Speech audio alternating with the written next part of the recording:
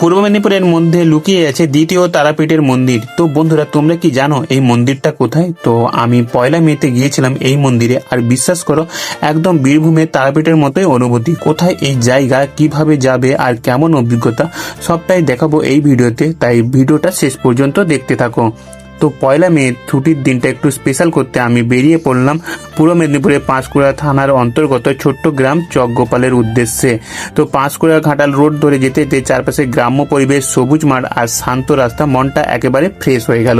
যশোরা গ্রামে পৌঁছতেই দূর থেকে চোখে পড়লো বিশাল তারামায়ের মন্দির। সত্যি বলছি, প্রথম দেখাতেই একটা আলাদা টান অনুভব করলাম। মন্দিরের সামনে পৌঁছে মনে হলো আমি যেন বীরভূমের তারাপীঠেই এসে গেছি। অবিকল সেই আদলে তৈরি এই মন্দির দেখে সত্যি অবাক হয়ে যেতে হয়। এরপর ধীরে ধীরে আমি উঠতে শুরু করলাম মায়ের দর্শনের জন্য 51টি সিঁড়ির ধাপ পেরিয়ে। প্রতিটি ধাপ যেন একটা আলাদা অনুভূতি দিচ্ছিল।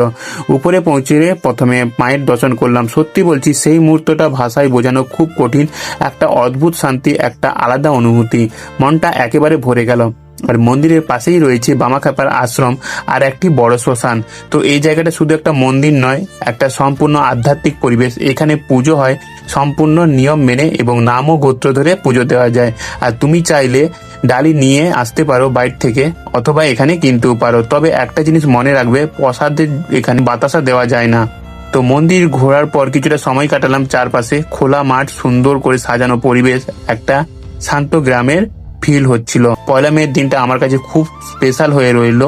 আর এটা শুধু একটা ট্রাভেল নয়, একটা অনুভূতি, একটা শান্তি, যারা এখনো পর্যন্ত যাওনি তারা অবশ্যই একবার ঘুরে আসতে পারো। আর বিশেষ করে যাদের তারাপীঠ যাওয়া হয় না তাদের জন্য একদম পারফেক্ট একটা জায়গা।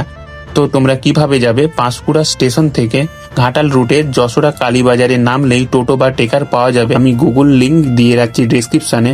আর শেষে একটাই কথা বলবো, একবার গেলে জায়গাটা তোমাকে বারবার ডাকবে। তো ভিডিওটা কেমন লাগলো জানিও। দেখা হবে পরবর্তী ভিডিওতে। ততক্ষণ তোমরা খুব ভালো থেকো, সুস্থ থেকো।